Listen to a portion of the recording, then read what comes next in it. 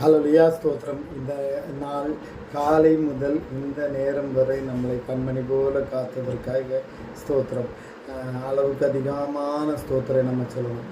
பாருங்கள், மத்தேயு 6வது அதிகாரம் 33வது வசனம். முதலாவது தேவனுடைய ராஜ்யத்தையும் அவருடைய நீதியையும் தேடுங்கள், அப்பொழுது இவைகள் எல்லாம் உங்களுக்கு கூட கொடுக்கப்படும்.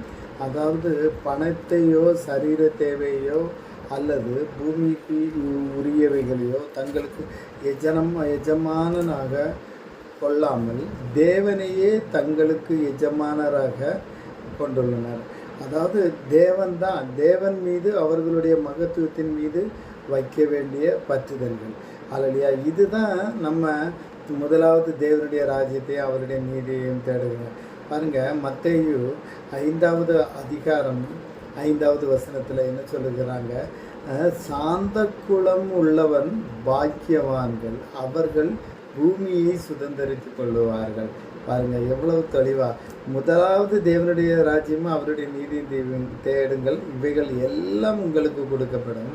அதே வசனம் மாதிரி இங்கே கொடுத்துருக்குறாங்க. 5வது வசனம் 5வது அதிகாரம்.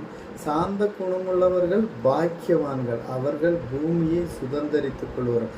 Blessed are the meek, for they will inherit the earth. Okay, so இந்த மாதிரி ஒரு சூழ்நிலைகளில் நம்ம புரிந்து கொள்ளணும். ஹல்லேலூயா. இந்த நாட்கள் பூமியில் நம்மளுக்கு சார்ந்த குலம் இருக்கணும். முதலாவது தேவனுடைய ராஜ்யத்தை தேடுறதுக்கு ஒரு மனநிலை இருக்கணும். நமக்கு பணமோ உலகத்தின் தேவையோ இல்லை.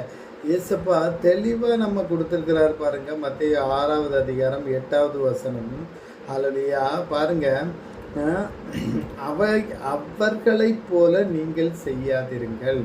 உங்கள் பிதாவை நோக்கி நீங்கள் வேண்டிக் கொள்ளுவதற்கு முன்னமே உங்களுக்கு என்ன தேவைன்னு அவர் அறிந்திருக்கிறார். எவ்வளோ காரியங்கள். எந்த வசனத்துக்கும் ஒரு தீர்வு இல்லை. வேதம் என்னது? இருபுறமும் கற்கொள்ளப்பட்டையும். அதை ஒவ்வொன்றா பிரிக்கிறதுக்கு கணக்கால் ஒவ்வொரு தேவைகளையும் பூர்த்தி செய்வதற்கு அந்த வசனம். அப்போ 3 வசனம் சொன்னோம். முதலாவது தேவனுடைய ராஜ்யமும் அவருடைய நீதியும் தேடுங்கள், இவைகள் எல்லாம் கிடைக்கும். 2வது வசனம் சாந்த கொள்ளம் உள்ளவர் பாக்கியவான், பூமியை சுதந்திரித்து கொள்வார். ஆனால் இன்னொரு வசனம், அவர்களை போல நீங்கள் செய்யாதிருங்கள். உங்கள் பிதாவை நோக்கி நீங்கள் வேண்டிக் கொள்ளுவதற்கு முன்னமே உங்களுக்கு இன்ன தேவை என்று அவர் அறிந்திருக்கிறார். ஹல்லேலூயா ஸ்தோத்திரம். இந்த நாளில் இந்த வசனத்தை கொடுத்துருக்கிறார். நம்ம தான் சிந்திக்கணும், செயல்படணும். தேவன் எல்லாவற்றையும் அனுக்கிரகம் பண்ணி